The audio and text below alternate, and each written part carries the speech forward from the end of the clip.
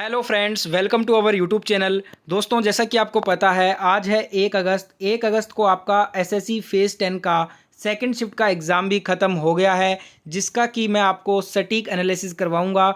25 जो GK GS current affair के 100% real authentic question जो आज आपसे सेकंड शिफ्ट में पूछे गए थे, वही क्वेश्चन अपने डिस्कस करेंगे इस वीडियो में। तो वीडियो को पूरा एंड तक ज़रूर देखिएगा।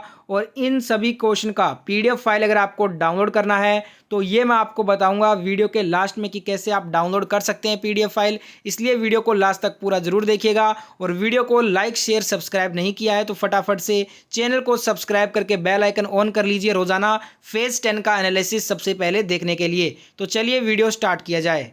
तो देखिए फ्रेंड्स, क्वेश्चन सेकंड शिफ्ट के आपके स्क्रीन पे आ गए हैं। आज आपसे सेकंड शिफ्ट में एक क्वेश्चन पूछा था करंट अफेयर का कि थावर चंद गहलोत ये किस राज्य के राज्यपाल बने हैं। थावर चंद गहलोत की बात करें तो ये कर्नाटक राज्य के राज्यपाल बने हैं।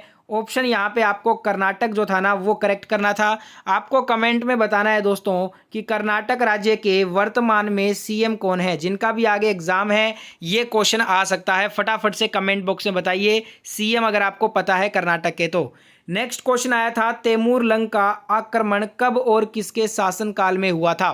देखिए दोस्तों, 1398 में नसीरुद्दीन मोहम्मद तुगलक के शासनकाल में तैमूर लंग का आक्रमण हुआ था। तो यहाँ पे अगर आपसे सन पूछा है तो 1398 हो जाता। अगर आपसे पूछा था किसके शासनकाल में तो नसीरुद्दीन मोहम्मद तुगलक आपका आंसर हो जाता।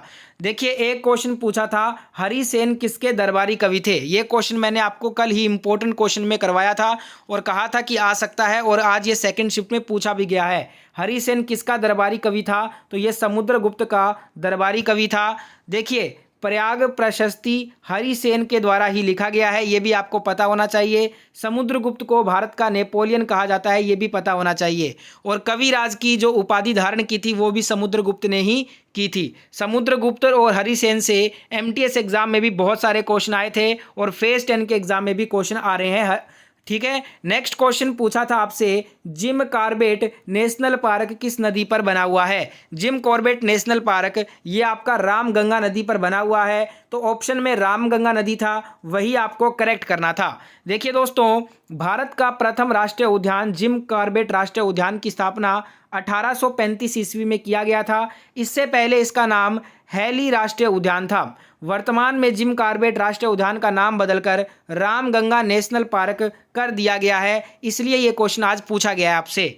नेक्स्ट क्वेश्चन आया था अली अकबर खान का संबंध किस वाद्य यंत्र से है। सुबह वाली शिफ्ट में आपसे बुद्धदेव दास गुप्ता का पूछा था, अब आपसे सेकंड शिफ्ट में पूछा है अली अकबर खान का, तो इनका संबंध सरोद वादक से है। और आपको बता दूं मैं, बुद्धदेव दास गुप्ता और अमजद अली खान ये भी सरोद वादक ही हैं। हरि प्रसाद चौरसिया, पन्नालाल घोष ये दोनों बांसुरी वादक हैं। बिस्मिल्लाह खान का संबंध शहनाई वादक से है। और बात करें अल्लाह रखा और जाकिर हुसैन की तो इनका संबंध है तबला वादक से। ठीक है दोस्तों, नेक्स्ट एक क्वेश्चन आपसे पूछा था बीबी का मकबरा कहाँ पर स्थित है। ये क्वेश्चन एमटीएस में पूछा गया था। देखिए कितना फायदा हुआ होगा अगर आपने एमटीएस का एनालिसिस पूरा अटेंड किया होगा तो, क्योंकि बहुत सारे क्वेश्चन फेज 10 में एमटीएस से आ रहे हैं डायरेक्ट। बीबी का मकबरा पूछा है जो कि औरंगाबाद महाराष्ट्र में स्थित है। इसके बारे में थोड़ा बता दूं आपको मैं कि इसे आजम शाह द्वारा उनकी मां की याद में 1660 से 1661 के बीच में बनवाया गया था। इस मकबरे का निर्माण आजम शाह ने अपनी मां राबिया उल दोरानियाल की याद में करवाया था। ठीक है दोस्तों, नेक्स्ट क्वेश्चन आपसे पूछा था जिस दिन संविधान लागू हुआ था उस दिन को कौन सा दिवस मनाया जाता है। आपको पता होगा हमारा संविधान जो लागू हुआ था वो 26 जनवरी 1950 को लागू हुआ था। और दोस्तों, जिस दिन संविधान लागू हुआ था उस दिन को हम गणतंत्र दिवस के रूप में मनाते हैं। और एक और चीज़ आपको पता होनी चाहिए, 26 नवंबर 1949 को जो है ना हमारा संविधान बनकर तैयार हुआ था, इसलिए 26 नवंबर को हम संविधान दिवस के रूप में मनाते हैं। दोनों अलग क्वेश्चन हैं। आज आपसे पूछा था गणतंत्र दिवस वाला। एक क्वेश्चन आया था 35वां ग्रीष्मकालीन ओलंपिक कहाँ पर आयोजित किया जाएगा। ये आपका 2032 वाला पूछा है जो कि ब्रिस्बेन ऑस्ट्रेलिया में होगा। 34वां लॉस एंजलिस यूएसए में होगा। 33वां पेरिस फ्रांस में होगा। ठीक है फ्रेंड्स। एक क्वेश्चन पूछा था, इनमें से कौन मौलिक अधिकार नहीं है। अब आपको पता होगा हमारे 6 मौलिक अधिकार हैं और एक आपसे यहाँ पे पूछा गया था कि मौलिक अधिकार नहीं है, तो ऑप्शन में जो कैंडिडेट्स थे वो बोल रहे थे कि झंडा फहराना दिया गया था। तो झंडा फहराना अगर ऑप्शन में दिया था तो वही आपका करेक्ट आंसर हो जाता, क्योंकि झंडा फहराना मौलिक अधिकार नहीं बल्कि मौलिक कर्तव्य माना जाता है। तो यहाँ पे झंडा फहराना आपका करेक्ट आंसर हो जाता। नेक्स्ट क्वेश्चन आया था, सबसे पहले किस महिला ने आत्मकथा लिखा था। सबसे पहले जो है ना दोस्तों, जानकी देवी बजाज ने आत्मकथा लिखी थी जिसका नाम था मेरी जीवन यात्रा। और ये कब प्रकाशित हुई थी, ये 1956 में प्रकाशित हुई थी। तो यहाँ पे आपका राइट आंसर जानकी देवी बजाज हो जाएगा। एक क्वेश्चन पूछा था आपसे, अंतर्राष्ट्रीय अहिंसा दिवस ये कब मनाया जाता है। अंतर्राष्ट्रीय अहिंसा दिवस 2 अक्टूबर को मनाया जाता है। ठीक है।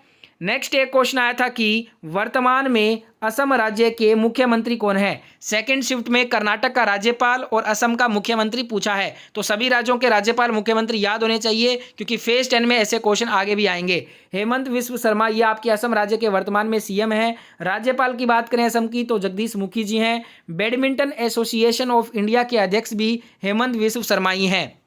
नेक्स्ट क्वेश्चन आया था, 2001 से 2011 के बीच में भारत की जनसंख्या वृद्धि कितनी थी। तो ये थी 17.64%। 2011 जनगणना से ये क्वेश्चन आपका एमटीएस में 3 से 4 बार पूछा था और आज ये क्वेश्चन फेज 10 में भी रिपीट हुआ है। नेक्स्ट एक और क्वेश्चन आया था कि 750 से 1000 के बीच किस राज्य की जनसंख्या घनत्व है।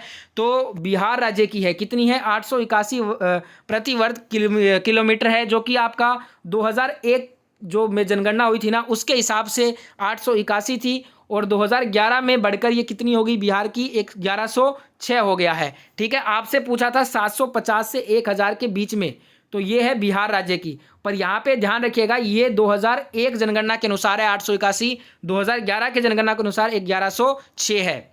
नेक्स्ट क्वेश्चन आया था, तालीकोट का युद्ध कब हुआ था। तो 26 जनवरी 1565 को तालीकोट का युद्ध हुआ था। लड़ाई जो है ना ये दक्कन के सल्तनतों और विजयनगर सम्राट के बीच लड़ी गई थी। नेक्स्ट क्वेश्चन पूछा था, फ्रंटियर गांधी या सीमांत गांधी किसे कहते हैं। ये खान अब्दुल गफ्फार खान को बोला जाता है। खान अब्दुल गफ्फार खान से फर्स्ट शिफ्ट में भी क्वेश्चन आया है, सेकंड शिफ्ट में भी आया है। खान अब्दुल गफ्फार खान भारत रत्न पाने वाले प्रथम विदेशी नागरिक हैं, ये भी ध्यान रखिएगा। और पूर्णतः विदेशी नागरिक किसे भारत रत्न दिया गया था, तो वो थे नेल्सन मंडेला। नेक्स्ट क्वेश्चन आपसे पूछा था, आवर्त सारणी का निर्माण किसके क्रम में किया गया। तो यह परमाणु संख्या के बढ़ते क्रम में किया गया है। प्राचीन आवर्त सारणी का खोज मेंडलीफ तथा आधुनिक आवर्त सारणी के खोजकर्ता मोजले हैं। वर्तमान में कुल 118 तत्व हैं आवर्त सारणी में शामिल, ये भी ध्यान रखिएगा।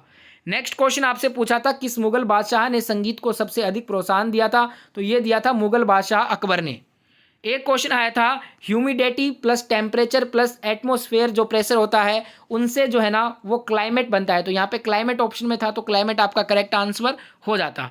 एक आया था, जमानत खाना मस्जिद किस राजवंश ने बनवाया। तो यह मस्जिद खिलजी वंश के शासक खिजर खान ने बनवाया था। तो इस वीडियो में सेकंड शिफ्ट के लगभग सभी क्वेश्चन कर लिए हैं, 1-2 क्वेश्चन बाकी है और आपको याद है तो आप कमेंट कर देना। मैं मिलता हूं अब आपसे ऑल शिफ्ट के एनालिसिस में। और पीडीएफ फाइल अगर आपको डाउनलोड करना है तो लिंक मैंने आपको टेलीग्राम चैनल का डिस्क्रिप्शन में दे दिया है, ज्वाइन करके पीडीएफ फाइल डाउनलोड कर लीजिए। धन्यवाद।